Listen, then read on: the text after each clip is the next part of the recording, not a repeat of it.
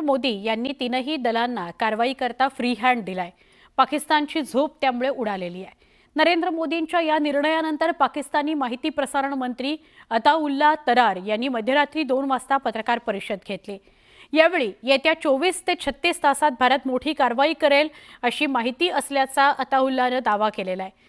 भारत पहलगाम हल्ल्याच्या बहाण्याने पुढील 24 ते 36 तासात पाकिस्तानवर सैन्य हल्ला करू शकतो। तुम्ही कुठल्याही हल्ल्याला निर्णायक प्रत्युत्तर देऊ असं मंत्री अताउल्ला म्हणाले। पाकिस्तान स्वतः दहशतवादाचा बळी आहे, त्यामुळे हे संकट आम्हाला समजते। आम्ही याचा कायम निषेध केलेला आहे। पहलगाम हल्ल्याची निपक्षपणे चौकशी व्हावी याकरता तज्ञांच्या टीमद्वारे पारदर्शकपणे चौकशी करण्यास आम्ही तयार आहोत, असं सांगत मंत्री तरार यांनी जागतिक पातळीवर या स्थितीचं गांभीर्य ओळखून हस्तक्षेप करण्याची मागणी केली आहे। Pakistan has credible intelligence that India intends carrying out military action against Pakistan in the next 24 to 36 hours on the pretext of baseless and concocted allegations of involvement in the Pahalgam incident. Indian self-assumed hubristic role of judge, jury, and executioner in the region is reckless and vehemently rejected. Pakistan has been the victim of terrorism itself and truly understands the pain of this scourge. We have always condemned terrorism in all its forms and manifestations anywhere in the world.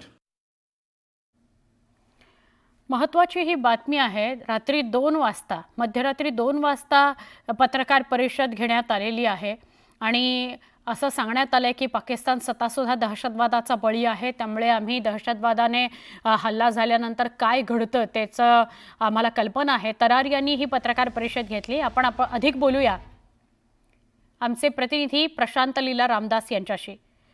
Prashant, Bharat हल्ला करू शकतो 24 ते 36 तासात, त्यामुळे पाकिस्तान थोडं घाबरलेलं आहे, बॅकफूटवर गेलंय। इतर देशांनी मध्यस्थी करावी असं म्हणतायत तरार, काय सांगाल अधिक?